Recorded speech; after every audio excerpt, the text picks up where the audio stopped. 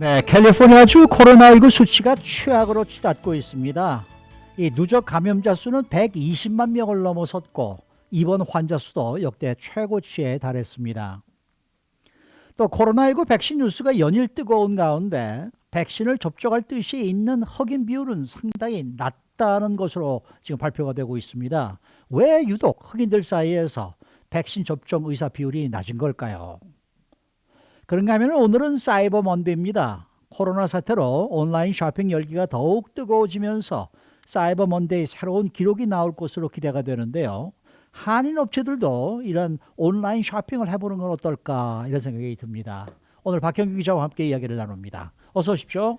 네, 안녕하십니까. 네, 이 캘리포니아주 코로나19 수치들이 그야말로 암울한 그런 수치입니다. 네, 그렇습니다. 코로나19 수치가 급격하게 늘어나다 보니 네. 현실적으로 와닿지 않는다라고 말을 하는 한인들도 만나볼 수 있는데요. 네. 그 정도로 수치가 급격하게 나빠졌고 숫자도 어마어마합니다. 글쎄 말이에요.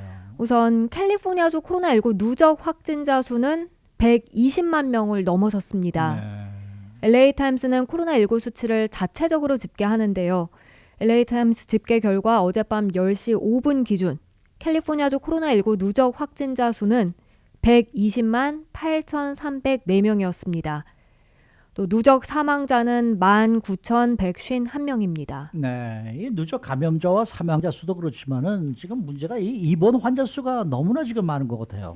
네, 지난 주말 캘리포니아주의 입원 환자 수는 7,400명을 넘어서면서 역대 최고치에 달했습니다. 캘리포니아주 당국이 어제 발표한 걸 보면 지난 28일 토요일 이 코로나19 입원 환자는 7,415명이었습니다. 네. 이전 최고치는 지난 7월에 세워졌었는데요. 당시 7,170명이었습니다. 그런데 28일 7,415명, 이전 최고치를 훌쩍 뛰어넘었습니다. 그리고 불과 한 달 전인 10월 28일만 하더라도 캘리포니아주 코로나19 입원 환자가 2,400여 명이었습니다. 한 달 만에 입원 환자 수가 3배 넘게 급증한 거죠. 네.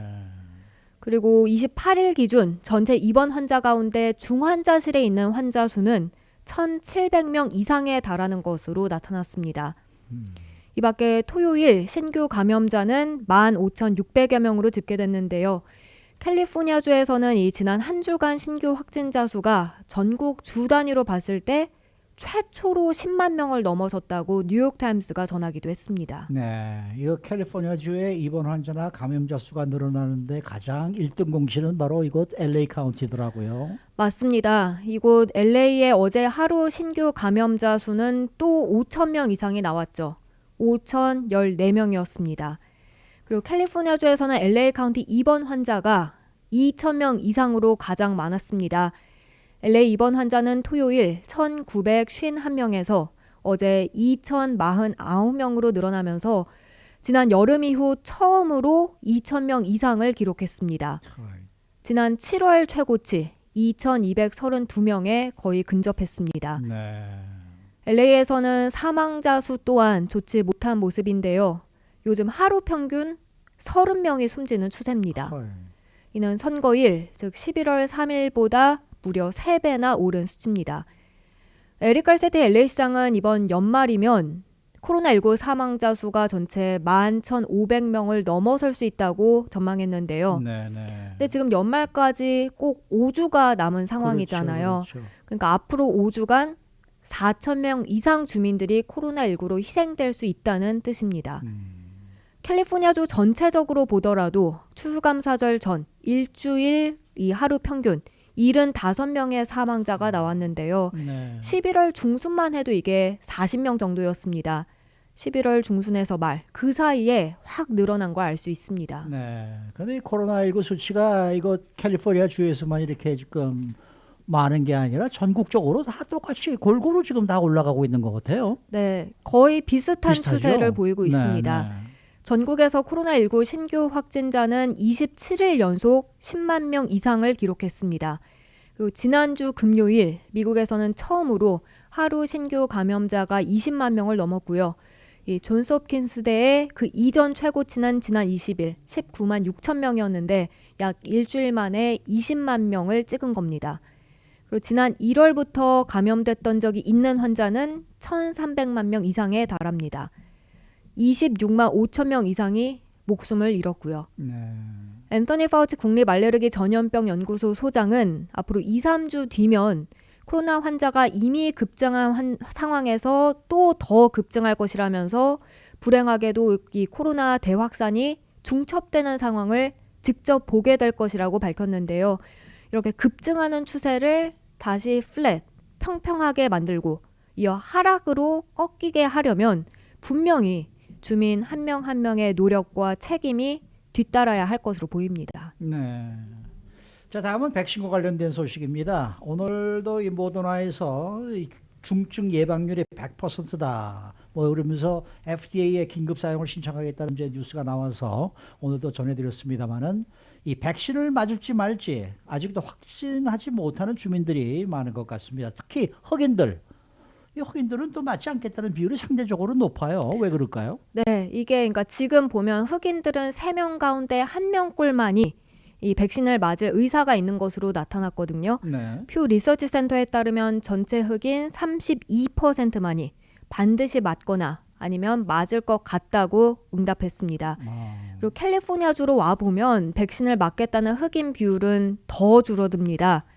캘리포니아주 정책연구소 조사 결과 전체 흑인 30%보다 더 적은 수치만이 백신을 꼭 맞겠다 또는 아마 맞을 듯 싶다고 밝혔습니다. 근데 흑인들이 백신을 맞지 않으려 한다라는 거는 이미 나온 이야기고 뭐 여러 번 우리가 전해드렸던 것 같은데 그렇게 놀랍지도 않은 결과라고 전해드린 적이 있는데 그 이유에 대한 분석이 좀 나와서 눈길을 끌고 있는 것 같아요. 네, 이게 그러니까 LA 타임스에서 어제 칼럼란에서 네. 흑인들이 코로나19 백신을 믿지 않는 이유는 뭘까라고 질문을 하고 그 대답은 흑인 의사와 간호사들이 갖고 있다고 답했습니다. 에리카 스미스 칼럼니스트는 그 이유는 백신 그 자체에만 있지 않다고 했는데요.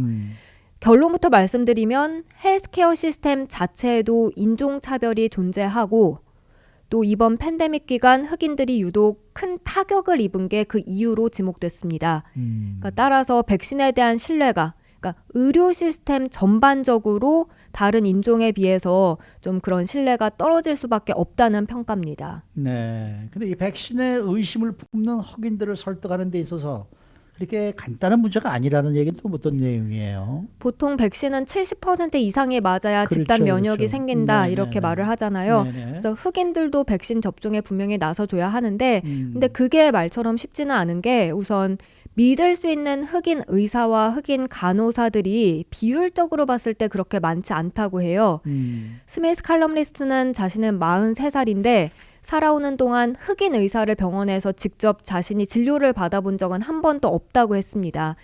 자료를 보더라도 지난해 전국에서 흑인 의사는 전체 2.6%, 올해 의대에 다니는 흑인 학생 수는 7.6%에 불과한데요.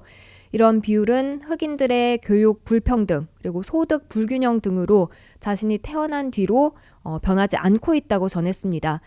이런 가운데 많은 조사들을 보면 흑인들은 신뢰할 수 있는 흑인 의사와 흑인 간호사들에게 진료를 받을 때 더 좋은 결과로 이어지는 것으로 나타났습니다. 그래서 이런 점이 좀 문제라고 지적했는데요. 그러니까 보다 많은 흑인과 흑인 간호사들이 나서서 흑인 커뮤니티에 백신이 괜찮다는 걸 좀 알려야, 보여줘야 한다고 했습니다. 어차피 의료계 종사자들이 백신을 먼저 맞을 테니까 그런 점을 내세우고요. 그다음에 간호사들도 사실 원래 커뮤니티 교육에 있어서 좀 훌륭할 수 있는 만큼 적극적으로 나서주면 도움이 된다고 했는데요. 다만 흑인 의사들과 흑인 간호사들만이 흑인 커뮤니티 백신 접종을 전적으로 책임져서는 안 된다면서 이게 단지 단기적인 목표로 이렇게 내세워지기보단 장기적으로 그러니까 앞으로 이런 흑인 커뮤니티의 의료 시스템 그런 신뢰 구축에 있어서 좀 더 나서야 된다. 그렇게 이런 점들을 많이 얘기하고 있다. 이 점 잊지 말아야 한다고 지적했습니다. 아까 뭐 주영수 국장과 뭐 백신을 맞으면 돈을 줍시다라는 아이디어도 나왔다 그러는데 네. 이게 뭔가 좀 뭐 이렇게 백신을 맞게끔 유도할 수 있는 어떤 좀 장치가 필요하긴 할 것 같은 느낌이 드네요. 맞습니다. 네. 자, 오늘은 사이버 먼데이입니다. 온라인 쇼핑이 많아지고 있는데 이 한인 업체들도 웹사이트를 통해서 온라인 쇼핑을 할 수 있다고요. 네, 그렇습니다. 보통 아마존의 사이버 먼데이 딜 많이 살펴보실 텐데요. 아마존과 함께 올해는 한인 업체들도 한번 살펴보면 좋겠습니다. 네네. 한인 업체들도 이제는 웹사이트가 다 개설돼 있고요. 웬만해선 온라인 쇼핑도 가능합니다. 대표적으로 몇 개 살펴보면 바디프렌드, 텔레트론, 홈쇼핑 월드, 마이코백화점, 천종산삼, 세종바이오텍, 비전스마트, 그리고 한남, 팔레스뷰티. 평소에 이용하는 한인 업체들 구글에 검색해 보면 웹사이트 바로 나오고요. 네네. 거기 들어가서 온라인 쇼핑도 할 수 있습니다. 지금 말씀드린 업체들은 사실 저희 라디오 코리아 방송 들으시는 분들이라면 친숙할 텐데요. 저도 사실 이 웹사이트가 있는 줄은 알고 있었습니다만 LA 지역에 살다 보니까 보통 직접 매장을 방문하게 돼서 그렇죠. 웹사이트에는 잘 안 들어갔었는데 어제 이 내용 준비하면서 살펴보니까 굉장히 잘 돼 있더라고요. 오, 네. 네. 오늘 사이버 먼데이 딜도 있습니까? 대부분 한인 업체들은 이 추수감사절 딜을 계속 이어갑니다. 지난 추수감사절에 그 블랙 프라이데이 딜 정리해 전해드렸었는데 대체로 그 딜이 오늘까지 계속 되고요. 네. 그리고 온라인 쇼핑 장점이 여러 제품들을 한눈에 다 볼 수 있다는 거 아닙니까? 그렇죠. 근데 한인 업체의 이 웹사이트 들어가 보면 세일 품목들 한눈에 딱 들어오고요. 네. 그리고 온라인 쇼핑하면 사실 배송비 부담이 클 수 있는데 한인 업체들마다 다 다르긴 합니다만 대체로 얼마 이상 구입하면 배송비 무료입니다. 아하. 그 가격도 리저너블한 가격이고 네. 그래서 아마존은 아마존대로 가서 쇼핑하고 한인 업체들은 사실 아마존에는 없거나 아니면 그렇죠. 한인들을 위한 그런 맞춤형 제품들이 많으니까요. 네. 오늘은 아마존과 함께 이들 한인 업체들의 웹사이트도 한번 들어가 살펴보면 좋을 듯 싶습니다. 알겠습니다. 수고 많으셨습니다. 네, 고맙습니다. 박현경 기자였습니다.